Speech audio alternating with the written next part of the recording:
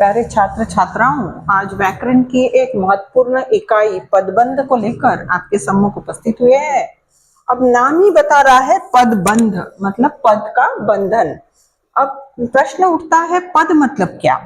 हमने पहले ही पढ़ रखा है कि वर्णों के सार्थक समूह को हम लोग शब्द कहते हैं।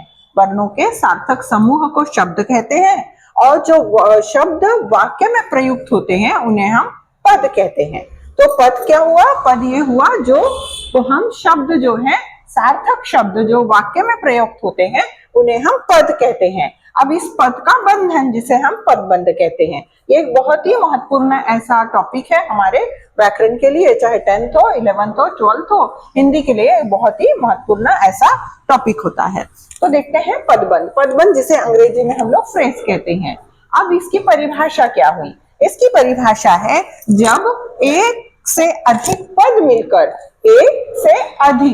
मिलकर एक व्याकरणिक इकाई का कार्य करते हैं तब उन्हें हम पदबंध कहते हैं। मतलब पदों का समूह एक पर्टिकुलर शब्द के प्रति अपना विशेष भाव जो निभाता है उसे हम कहते हैं पदबंध कहते हैं। तो अब ये उदाहरण स्वरूप यदि हम देखें तो हमने एक वाक्य लिख रखा है। हम कहेंगे स्वतंत्र भारत के प्रथम प्रधानमंत्री श्री जवाहरलाल नेहरू जी थे, पंडित जवाहरलाल नेहरू जी। अब अगर ये वाक्य हम कहें समझाएं तो हम ये कह सकते हैं कि पंडित जवाहरलाल नेहरू जी, पंडित जवाहरलाल नेहरू जी यह एक संज्ञा शब्द है ना, ये व्यक्तिवाचक संज्ञा है। तो पंडित जवाहरलाल नेहरू जी जो थे, श्री जवाहरलाल नेहरू जी थे, वो कौन थे? वो थे स्वतंत्र भारत के प्रथम प्रधानमंत्री। मतलब यहाँ पर पंडित जवाहरलाल नेहरू जी के प्रति, श्री जवाहरलाल नेहरू जी के प्रति उनकी विशेषता बताई गई थी कि वो तो थे, लेकिन वो क्या थे? हमारे स्वतंत्र भारत के प्रथम प्रधानमंत्री थे। तो आपने देखा ये पर्टिकुलर शब्द समूह है, यहाँ बहुत सारे पद इकट्ठे आकर एक समूह का निर्माण कर रहे हैं और इन्हीं को हम कहते हैं पदबंध। और यहाँ पर श्री जवाहरलाल नेहरू, पंडित जवाहरलाल नेहरू जी जो थे वो संज्ञा शब्द है, तो ये संज्ञा शब्द की विशेषता बताने वाला पदबंध कहलाएगा। तो इस प्रकार से होते हैं कि पद एक, अब यहां से अब फिर पुनः एक बार परिभाषा को देख लेते हैं। एक से अधिक पद मिलकर, ये देखिए एक से अधिक पद है स्वतंत्र भारत के प्रथम प्रधानमंत्री, एक से अधिक पद मिलकर जो व्याकरणिक इकाई का निर्माण होता है, इस शब्द समूह का निर्माण हुआ, इसे हम कहते हैं पदबंध। तो समझ आया पदबंध माने क्या? अब देखते हैं पदबंध के भेद कितने होते हैं, टाइप्स ऑफ फ्रेजेस कितने होते हैं। अब टाइप्स ऑफ फ्रेजेस पदबंध के भेद कुल मिलाकर पदबंध के 5 भेद होते हैं। हमने हमारे पुराने वीडियोस में बताया था कि शब्द जो है 2 प्रकार के होते हैं, विकारी शब्द और अविकारी शब्द।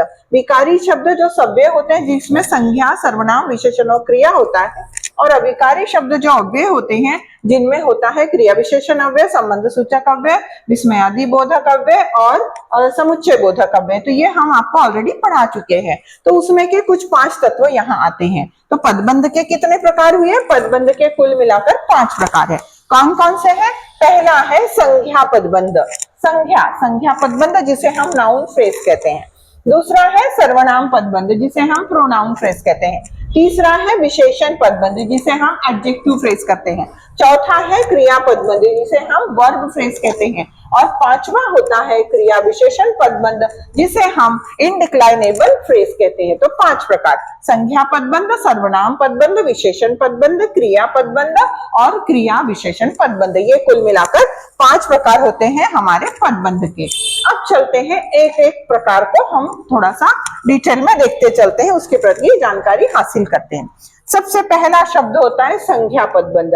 अब संज्ञा क्या है वो हम सभी जानते हैं, किसी भी नाम, स्थान, वस्तु, भाव को प्रकट करने वाले शब्दों को हम संज्ञा कहते हैं।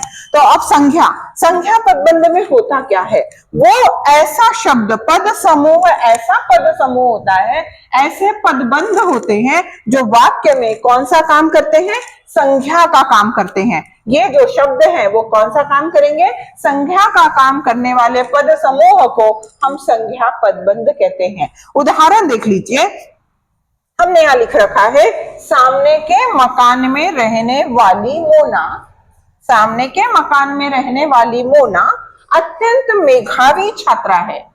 अब कौन है लड़की? कौन सी लड़की का नाम लिखा हुआ है? मोना। मोना जो है वो कैसी छात्रा है? अत्यंत मेधावी, बहुत ही ज्यादा होशियार बुद्धिमान है। तो अब वो कहाँ रहती है? सामने के मकान में रहने वाली। किसके प्रति कहा गया है? मोना। मोना यह व्यक्तिवाचक संज्ञा है और इनके प्रति कहा गया है। कहाँ रहती है वो, उसकी विशेषता क्या है?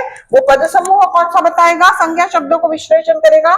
सामने के मकान में रहती है वो, सामने के मकान में रहने वाली मोना कैसी है? अत्यंत मेधावी छात्रा है। तो मोना शब्द तक जब अंडरलाइन किया हुआ है, रेखांकित किया गया है, मोना शब्द यह हमारा कौन सा शब्द है? संज्ञा शब्द है और इसीलिए इस पदबंध को हम संज्ञा पदबंध कहते हैं।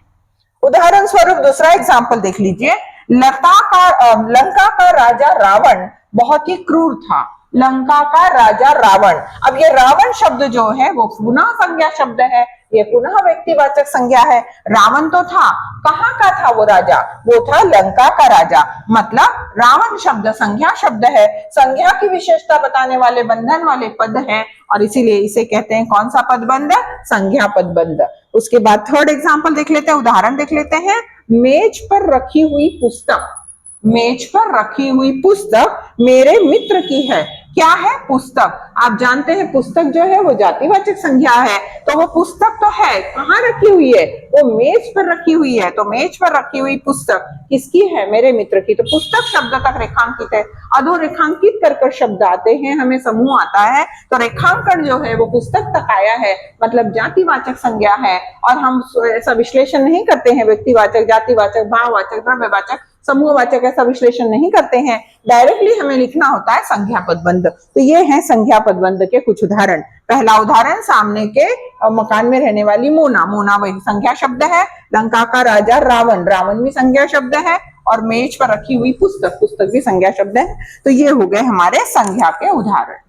अब आगे चलते हैं सर्वनाम। हम सभी जानते हैं सर्वनाम शब्द वो होता है, संज्ञा की विशेषता बताने वाले शब्दों को हम सर्वनाम कहते हैं। नाम के जगह पर अगर हम बारंबार नाम ना ले, नाम का उच्चारण बारंबार ना हो, इसलिए हम सर्वनाम का प्रयोग करते हैं।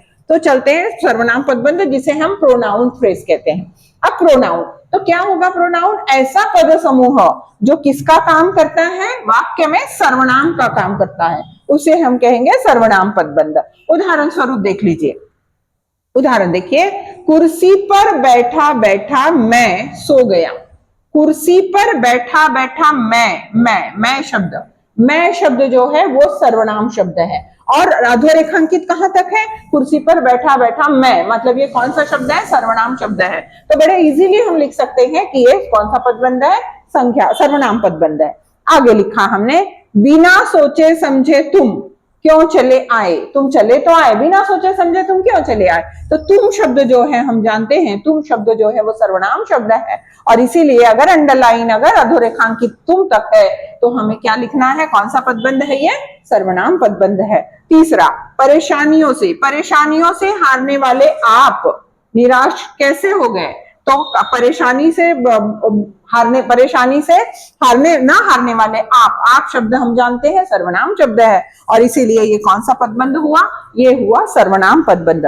तो ऐसे पद समूह जो सर्वनाम का काम करते हैं, सर्वनाम की विशेषता को दर्शाते हैं, उन्हें हम कहते हैं सर्वनाम पदबंध।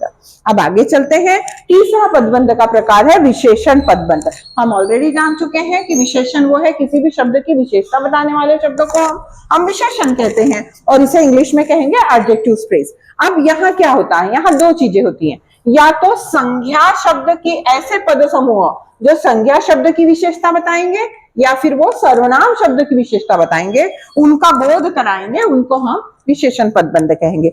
उदाहरण स्वरूप देखिए, स्कूल जाने के लिए तैयार लड़के। अब यहाँ पर दो वाक्य बन सकते हैं अगर हमने अंडरलाइन किया, स्कूल जाने के लिए तैयार लड़के। लड़के तो हैं, कैसे, कहाँ जाने के लिए तैयार है? स्कूल जाने के लिए तैयार है, बस की प्रतीक्षा कर रहे हैं। तो कौन से लड़के? लड़के क्या कर रहे हैं? कहाँ जाने की तैयारी कर रहे हैं? स्कूल जाने के लिए तैयार। अगर ये अब यहां से स्कूल जाने के लिए तैयार, लड़के शब्द तक अगर अधोरेखांकन आता है तो वो लड़का शब्द जो है वो हमारा कौन सा हो जाएगा, संज्ञा शब्द हो जाएगा। तो यही वाक्य संज्ञा पर पदबंध में चला जाएगा। लेकिन लड़के तो हैं, कहाँ जाने को तत्पर है, स्कूल जाने के लिए तैयार है, और इसलिए स्कूल जाने के लिए तैयार तक अगर हमारा अधोरेखांकन है तो उसे हम कहेंगे विशेषण पदबंध। उसके बाद नेक्स्ट उदाहरण देखते हैं, रोज दूध देने वाला ग्वाला नहीं आया। ग्वाला हमारे यहाँ रोज दूध देता था लेकिन आज वो नहीं आया। तो कौन सा ग्वाला कैसा है, जो रोज दूध देता है। तो रोज दूध देने वाला शब्द जो है वो किसकी विशेषता को दर्शा रहा है, ग्वाले की विशेषता को दर्शा रहा है, और इसीलिए ये कहलाएगा विशेषण पदबंध। अब आगे चलते हैं, अगला शब्द टॉपिक है, चौथा प्रकार है क्रिया पदबंध। क्रिया का पदबंध को कहते हैं वर्ब फ्रेज। अब वर्ब फ्रेज क्या होता है, ऐसा पद समूह जो वाक्य में किसका काम करता है, क्रिया का काम करता है, उसे हम क्रिया पदबंध कहते हैं।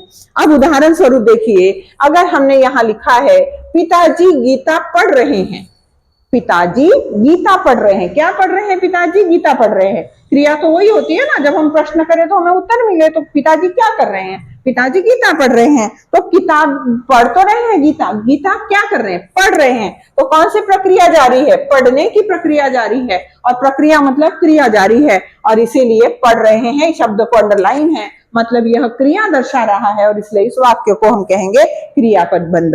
अगला हम लिखते हैं, वह पढ़ते पढ़ते सो गया।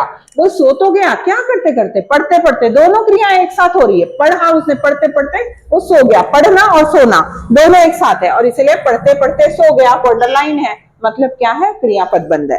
तीसरा, अगर हम कहें तो मैं विदेश जाकर रहूंगा, मैं विदेश जाऊंगा, जरूर जाऊंगा, कंफर्म है, जाकर रहूंगा, और वो जाकर रहूंगा शब्द क्रिया दर्शा रहा है, और इसलिए उसे क्रिया पदबंध कहते हैं। एक इंपॉर्टेंट टिप बताना चाहेंगे, यहाँ क्रियापद पहचानना, क्रिया पदबंध पहचानना काफी आसान होता है। सारे पदबंध आगे अधोरेखांकित होते हैं, लेकिन क्रियापद मैक्सिमम 90% आप देखिएगा पीछे सबसे लास्ट वाक्य जहां समाप्त हो रहा है वहां अगर अधोरेखांकन है तो 90% जान लीजिएगा कि वो पदबंध क्रिया पदबंध है।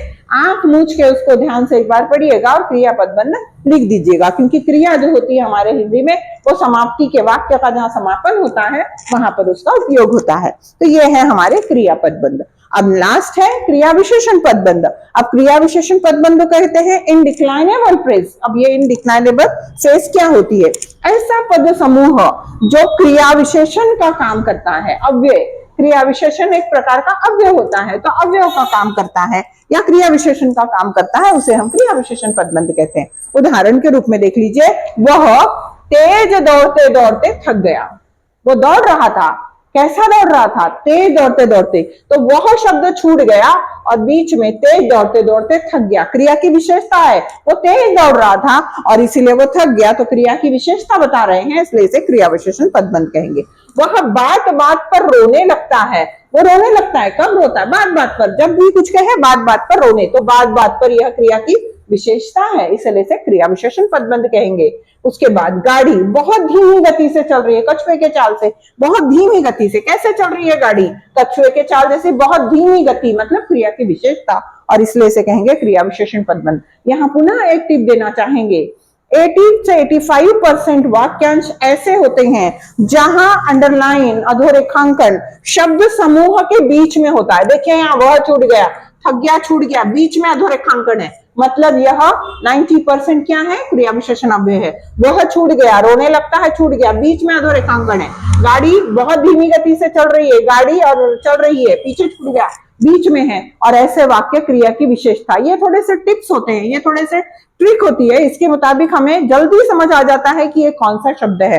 तो बड़े आसानी से हम क्रिया पदबंध पहचान सकते हैं, बड़े आसानी से हम क्रिया विशेषण पदबंध पहचान सकते हैं। इस प्रकार क्रिया पदबंध जो होते हैं वो 5 प्रकार के होते हैं। पहला है संज्ञा पदबंध, दूसरा है संज्ञा की विशेषता बताने वाले शब्द समूह, संज्ञा तक जहां अंडरलाइन होती है। दूसरा है सर्वनाम पदबंध, जहां सर्वनाम का काम करते हैं, सर्वनाम तक जहां अंडरलाइन होती है।